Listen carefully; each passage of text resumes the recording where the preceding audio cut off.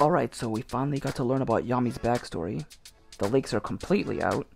I've seen them kind of. I was on my phone, and I didn't really see any of the tech stuff, at least the ones that are available.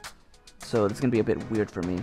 But I'm going to just start talking about some of the tweets that Dayab and Knight made, which, if you haven't, please follow them. They're both awesome, and I really appreciate everything they do for Leaks Night. Now, I'm just going to talk about the panels that are out without any translations and then move on to what Dayab and Knight said. So, the first page starts off with Ichika talking to Asta. Not sure what it says, but it looks like we get a bit of lore, a backstory, between the history of the Land of Sun. And holy shit, do you see this? It seems we're getting some sort of thunder god fighting against dragons? We're actually getting dragons. We have dragons in Black Clover, that's amazing. Though this kind of looks more like a Hydra, but you know, still, it's sick. I wonder if we're actually gonna get any dragons in the final arc, like ones that are actually, you know, alive. Cause, oh my god, that would be amazing. Though I kind of doubt that. I think there's more to it than just this, but it's really cool that we get to see a dragon in some shape or form.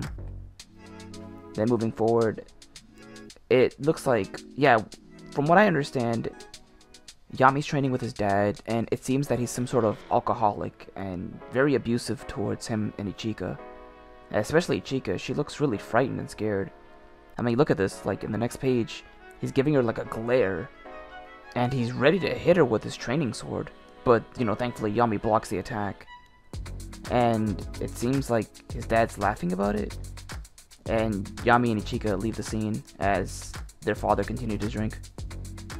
And yeah, it looks like Yami's fishing, and the sea is still kind of black and dark and weird. I don't know why it's like that, but yeah, it looks like Yami's a really good fisherman. He caught a nice little bloated fish.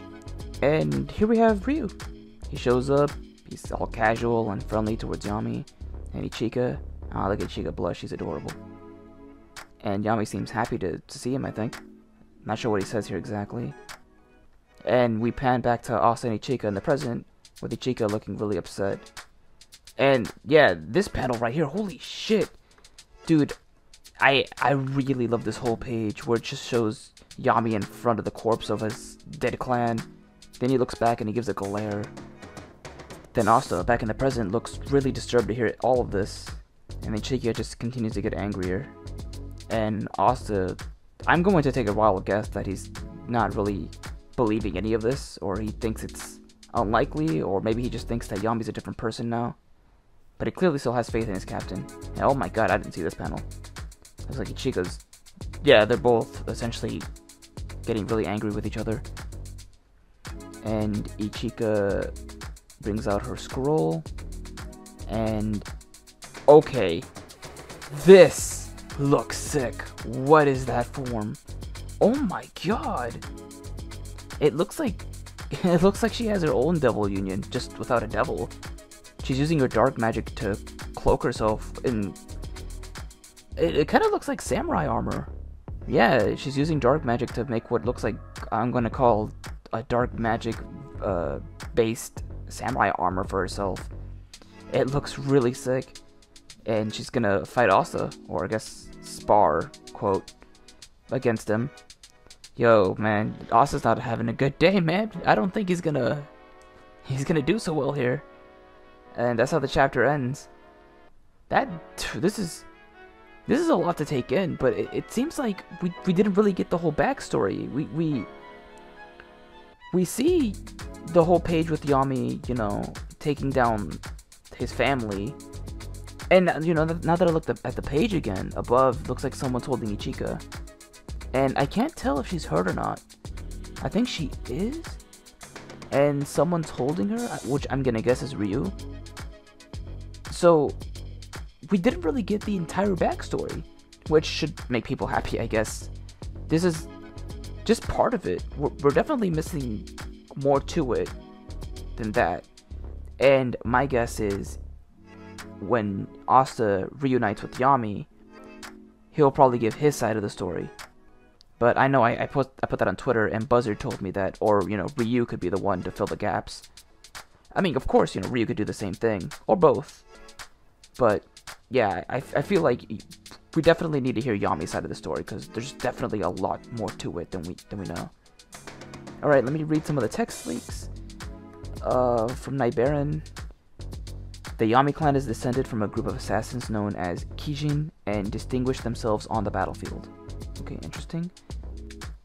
Legend says that in the Land of Sun, a 5-headed dragon was on a rampage and got appeased by some celestial maiden. Its magical power leaked out and the sea became black. Oh, that's why the sea is black. Really? Quote, it was connected to hell through a space-time distortion. What, in the Garantina? That's a lot to take in. And below that, I can see Stellium's Josh's tweet about it. He says, even though I know it's a goddess, it's the goddess Benazaitan, I still wouldn't be surprised if the dragon was the goddess Hecate, as she has many faces and names throughout their existence of known and unknown sacred knowledge, which is really cool. I always love Stellium Josh's theories. They're really awesome. I retweeted this, I believe. Or did I? Let me see. I just gotta double check. I did. Definitely check out his tweets. This man is like one hell of a theorist. I love him for that. Moving on to the rest. The Yami clan were guarding the province within the Land of Sun that the Ryudo family own. Okay. Yami's father seems to be an alcoholic. He wants to hit Ichika with his wooden sword after he says, quote, you look like her. And she died after giving birth to a woman. We don't need anyone in the Yami clan who can't fight. And Yami protects Ichika from the hit. Sheesh. Sounds like she comes from a pretty abusive family. Knight assumes that her mother died giving birth to Ichika, which is really unfortunate. Looks like Ichika has something common with Noelle. There's a flashback to a small gathering including Ryu. He says he's, quote, indifferent to a status and the level of magical power, and he wants to see a world where, quote, everyone laughs and lives together. And Yami says, quote, dream on. But it's not a bad dream. Honestly, this is kind of making it seem like Ryu isn't exactly the bad person I thought he was. But, you know, still keeping my guard up just a little bit towards him. And next, Asa says he still has faith in Yami. I knew it. Ichika doubles down that she's seen it with her own eyes. Asa trembles down that this must be wrong. Asa says even if he has to fight Yami's little sister, he will not accept what she says about him. Ichika says, quote, as you wish, and she whips out her scroll out. She says that she's serious this time, and quote, I'm gonna give you a lesson now, for real. And here we have Ichika's spell, Dark Yojutsu, Dark Cloaked Black Warrior. Ichika says, even if you die, I don't care. And that's the end of that. One hell of a chapter, I've gotta say. I was honestly thinking we'd get the whole backstory here, but I think it's kind of cool that Tabata left a bit of mystery towards it. I know Knight isn't able to translate everything as she's kind of tired and or busy, I believe. I think she's done enough, honestly, but she's going to release more within the next few hours, so I look forward to that. And of course, I'm going to cover the officials when they release so we can have a clearer picture. But so far, it's a really good chapter.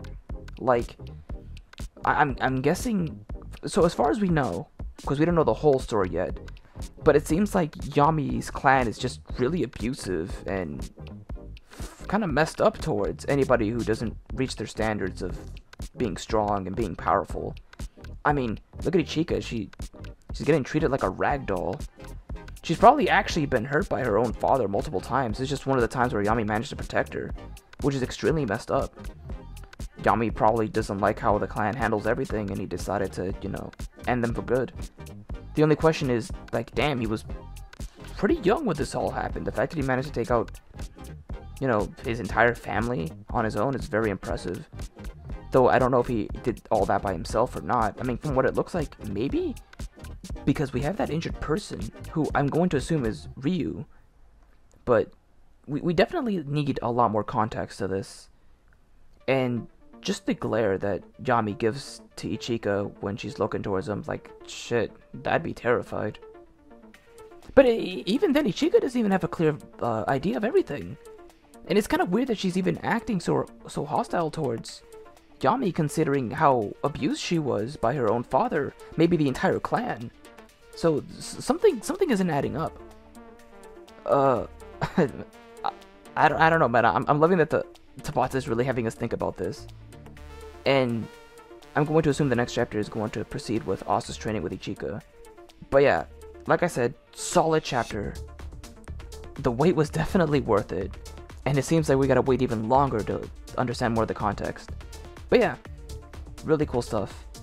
But yeah, that'll do it for me for now. It is pretty late. Feel free to leave in the comments below what you think about the chapter, what you think Yami or Ryu is going to include in the story that's been left out, and whether you think Asa actually stands a chance against Ichika like this, now that they're going to be taking their fight more seriously.